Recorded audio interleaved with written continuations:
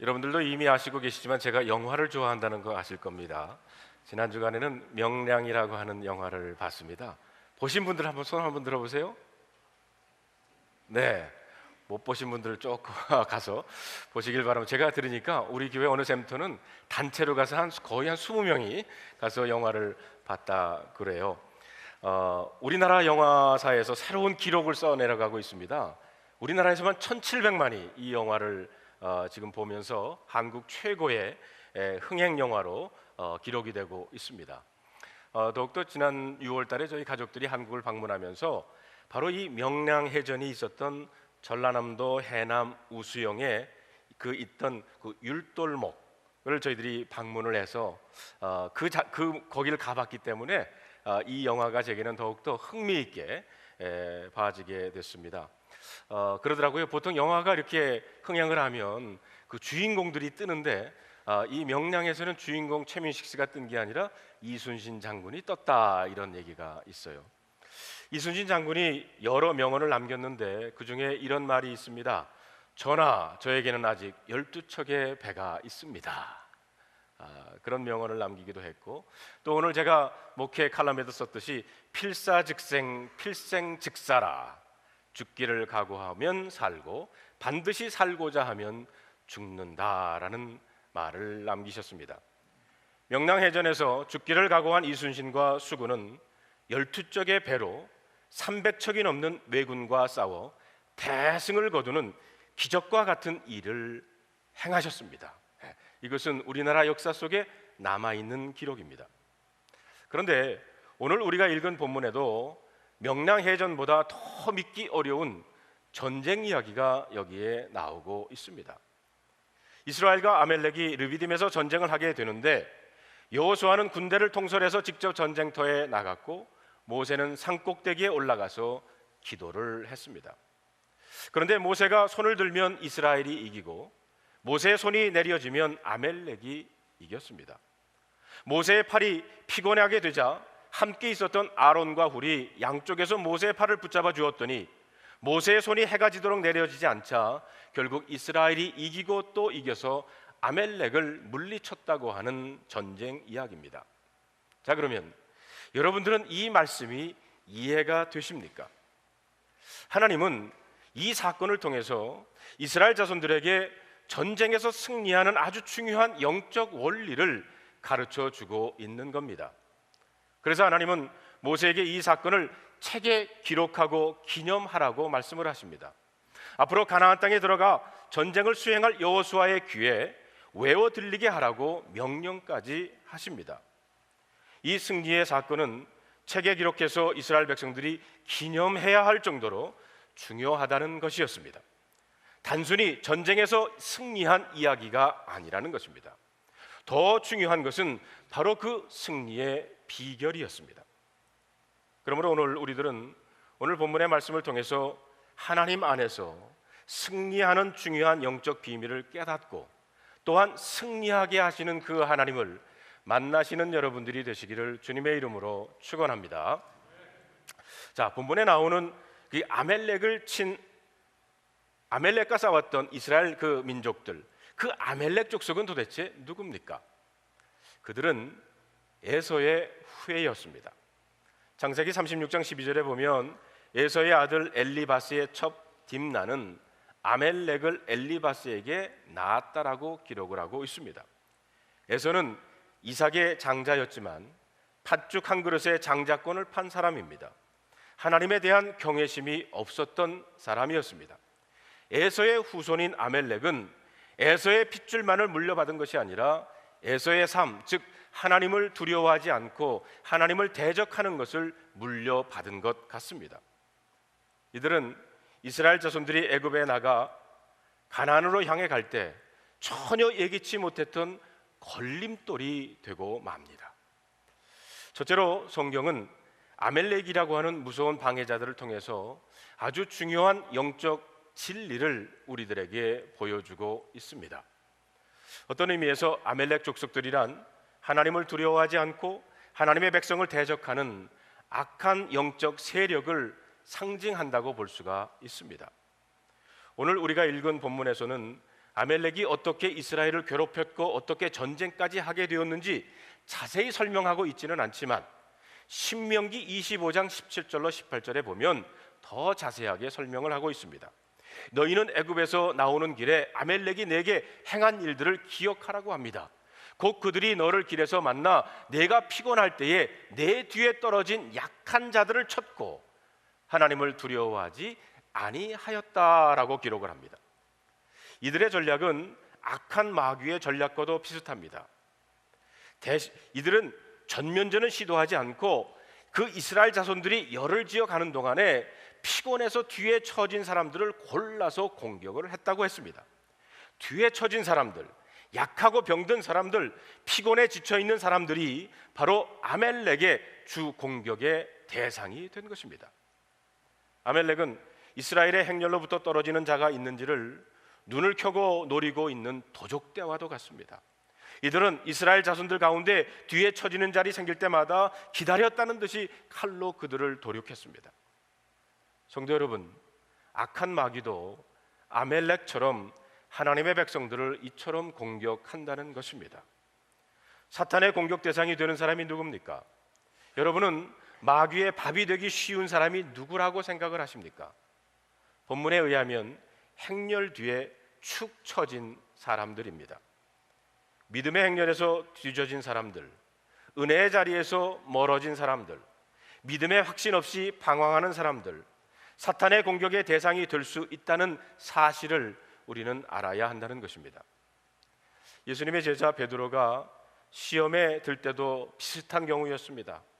예수님이 대제사장 가야바의 집으로 끌려갔을 때 성경에 보면 베드로가 멀찍이 떨어져 예수님을 쫓아갔다고 그랬어요. 이 멀찍이라고 하는 말은 아주 애매모호한 태도고 회색적인 자세를 말합니다. 그런데 이렇게 멀찍이 예수님을 따라가던 베드로가 그만 시험에 빠지게 됩니다. 계집종 앞에서 예수를 모른다고 3번이나 부인을 하게 됩니다. 여러분, 얼마나 비참합니까? 문제는 이 멀찍이라고 하는 단어입니다. 멀찍이 따르면 유혹을 받게 된다는 말입니다. 혹시 여러분들은 멀찍이 주님을 따르고 있지는 않습니까? 은혜를 사모하는 사람들, 그래서 일부러 예배 시간에 일찍이 와서 앞자리에 붙어 앉고 말씀을 사모함으로 설교에 집중하는 사람들은 잘 넘어지지를 않아요. 꼭 시험에 드는 사람들을 보면 설교 시간에 졸다가 어쩌다 들은 말 한마디에 앞뒤 문맥은 다 빼놓고 그 한마디에 오해를 하고 그만 시험에 드는 경우들이 있습니다. 베드로처럼 멀찍이 예수님 따라가다가 마귀의 유혹에 넘어질 수 있다고 하는 것을 알아야 합니다. 그런데 여기서 우리는 아멜렉이 이스라엘을 언제 공격을 해왔는가 하는 것을 볼 필요가 있어요. 오늘 8절에 있는 말씀을 봅시다. 그때 아멜렉이 와서 이스라엘과 르비딤에서 싸웠다라고 그랬습니다. 여기에 나오는 그때가 언제입니까?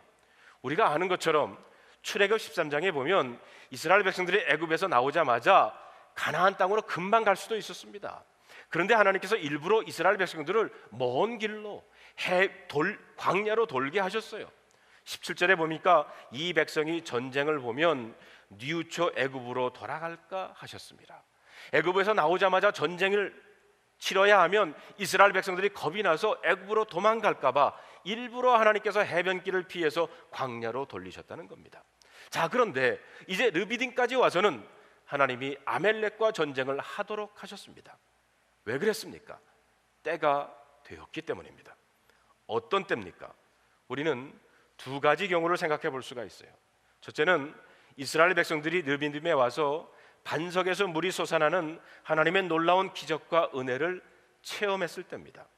바로 그 은혜의 순간에 아멜렉과 전쟁을 하게 된 겁니다. 이 말은 은혜 받는 그때가 다른 한편으로는 악한 영의 유혹을 받을 수 있는 때라는 것입니다. 그래서 어떤 분이 말하기를 우리가 은혜 받는 것을 마귀가 나보다도 먼저 안다고 그래요. 또 은혜 받고 집에 갔더니 마귀가 그 집에 먼저 왔더라, 이런 말도 합니다. 우리의 대적 마귀는 우리가 은혜를 체험하고 성령 충만해서 주님을 위해, 교회를 위해 헌신하려고 하면 이상한 사건들을 통해서 우리를 시험하고 유혹한다는 것입니다. 그렇지 않겠어요? 여러분, 마귀가 가장 싫어하는 것이 여러분들이 하나님과 가까워지는 거 가장 싫어합니다. 또한 두 번째 경우는 이스라엘 자손들이 이제 그만하면 아멜렉과 전쟁하여 승리할 수 있을 때라고 생각했기 때문입니다. 여러분, 만약 이스라엘 백성들이 물을 마시지 못하고 목이 타는데 아멜렉이 쳐들어왔다 그러면 싸우나 마나 이스라엘이 패하고 말았을 겁니다. 그러나 반석에서 샘물이 솟아나는 샘물을 마시고 이제 새 힘을 얻고는 정비를 해서 아멜렉이 쳐들어왔던 것입니다. 보십시오. 하나님은 시험을 허용하셨을 때는 아무 때나 허용하시는 것이 아닙니다. 감당하니까 주시는 줄로 믿습니다. 지금까지 광야의 어려운 길을 걸어오면서 이스라엘 백성들이 믿음이 조금씩 자란 거예요. 이제는 영적 전쟁을 해도 괜찮다고 하나님이 판단하신 것 같습니다. 그러므로 영적 전쟁을 두려워하거나 악한 영을 두려워할 필요가 없다는 것입니다. 우리는 마귀의 존재, 악한 영들을 과소평가해서도 안 되지만 동시에 너무 두려워할 필요도 없다는 것입니다. 왜냐하면 여러분, 하나님과 마귀는 비교될 수가 없습니다. 하나님은 창조자시고 그리고 마귀는 피조물입니다. 마귀는 전능한 존재가 아니라고 하는 것을 여러분 잊지 마시기를 바랍니다. 그리고 예수 그리스도께서 이 땅에 오셔서 악한 마귀의 일을 멸하신 줄로 믿습니다. 그러하기 때문에 어떤 영적 싸움과 갈등이 일어나도 우리 성도들이 승리할 수 있으리라 믿습니다. 만약 감당할 수 없으면 시험도 영적 싸움도 주시지를 않아요. 감당할 만이니까 하나님께서 주시는 줄로 믿습니다. 두 번째로 우리는 이 본문에서 이스라엘 백성과 아멜렉과의 전쟁이 두 군데서 벌어졌다는 것을 알 수가 있습니다. 전쟁터가 두 곳에 있어요. 하나는 여호수아가 군대를 거느리고 직접 싸운 산 아래 산 골짜기였고요. 다른 하나는 모세가 하나님을 향해서 두 손을 들고 기도했던 산 꼭대기였습니다. 여기서 여호수아가 산 아래에서 하는 전투는 실제적으로 우리의 삶의 영역에서 일어나는 일들입니다.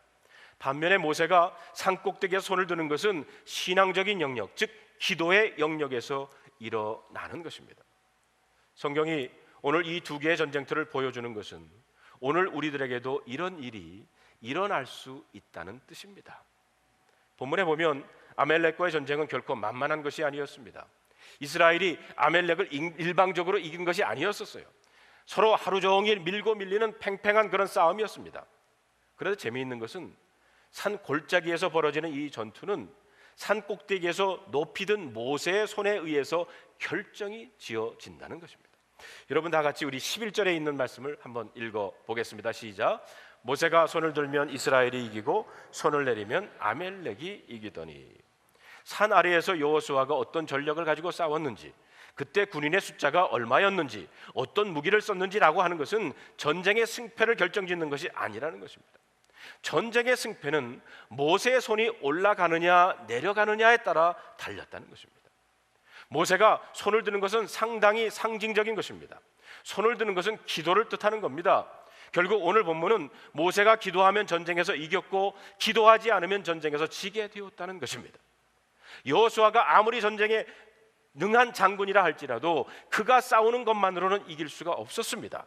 더 중요한 것은 산 위에 있었던 모세의 기도였습니다. 그렇습니다. 그날 전쟁의 승패는 기도가 결정을 했다는 겁니다. 그러므로 우리는 오늘 본문에서 영적 싸움에서 승리하는 중요한 원리를 배울 수가 있습니다. 여러분과 저에게도 우리들의 삶에는 늘 두 개의 전쟁터가 있습니다. 하나는 일상적인 삶의 영역, 우리가 직접 나가서 일하는 곳, 마치 여호수아가 산골짜기에서 전쟁을 하는 것과 같습니다.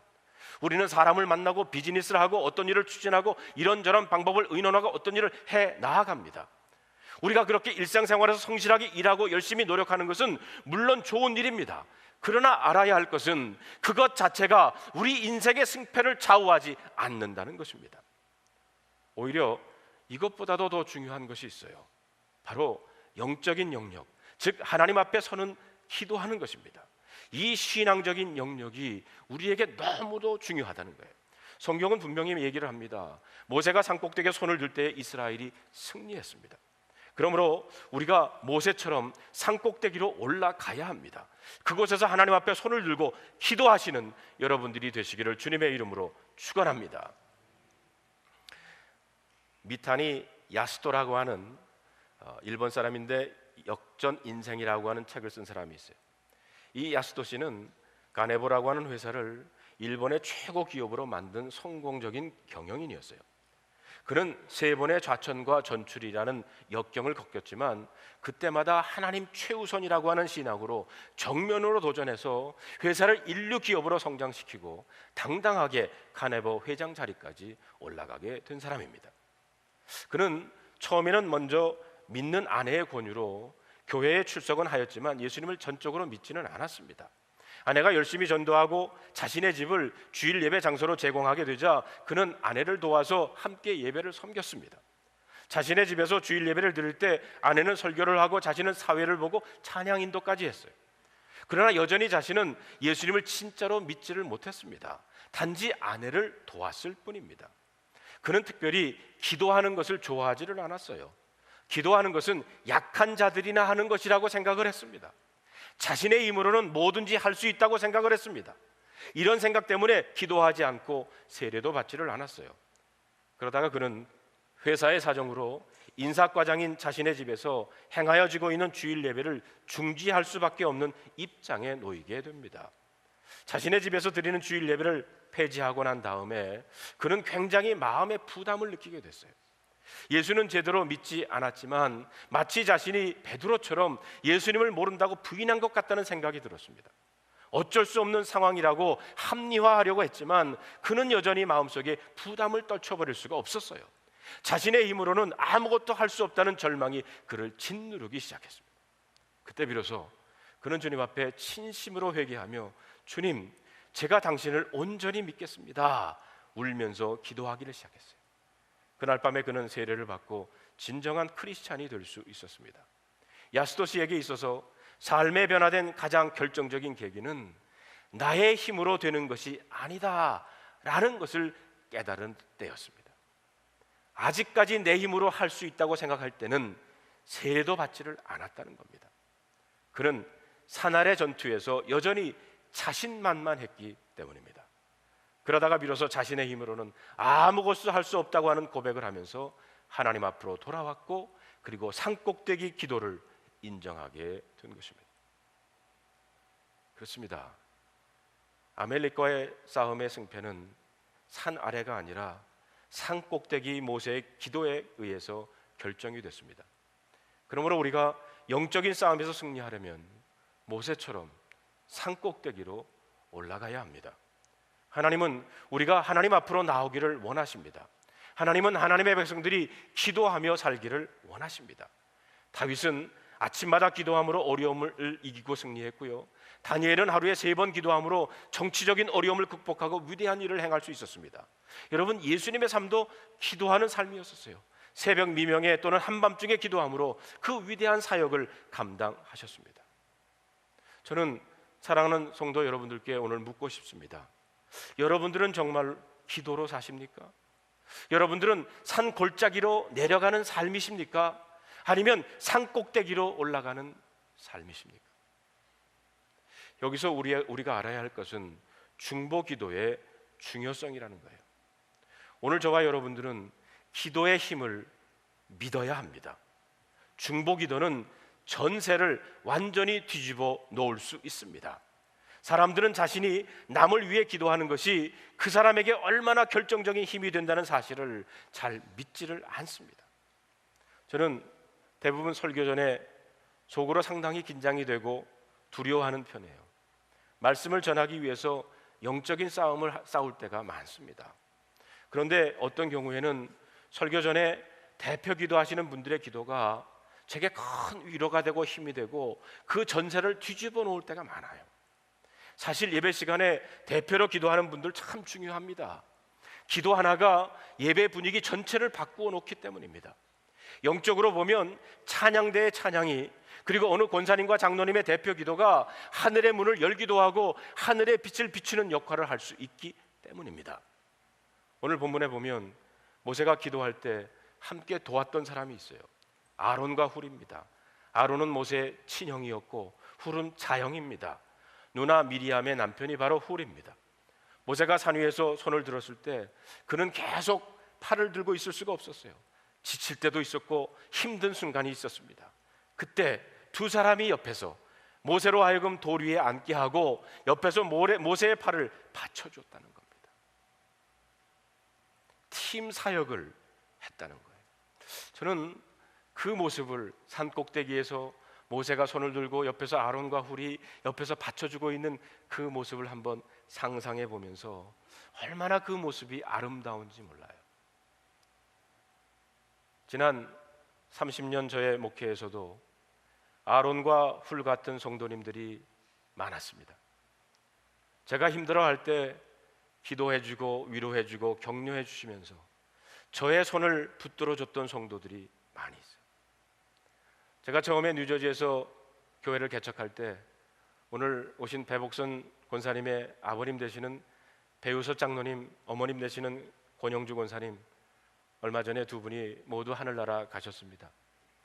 배우석 장로님은 교회에서 제가 배우석 장로님의 아들보다도 더 어린 목사인데도 겸손히 교회를 잘 섬겨주셨습니다. 권영주 권사님은 말이 별로 없으세요. 목사의 아내가 되어 혼자 미국으로 건너온 제 아내를 늘 격려하고 위로해 주셨던 그런 분이십니다.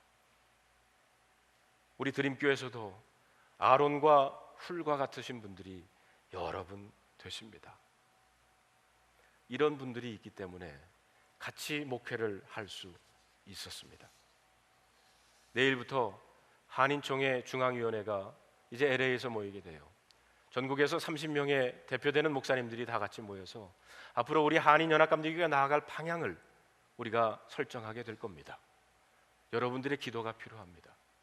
여러분들이 기도해 주셔서 정말 우리 한인연합감리교회가 하나님 원하시는 길로 나아갈 수 있도록, 또 대표들이 모여서 그것을 결정할 수 있도록 위에서 기도해 주시기를 바랍니다.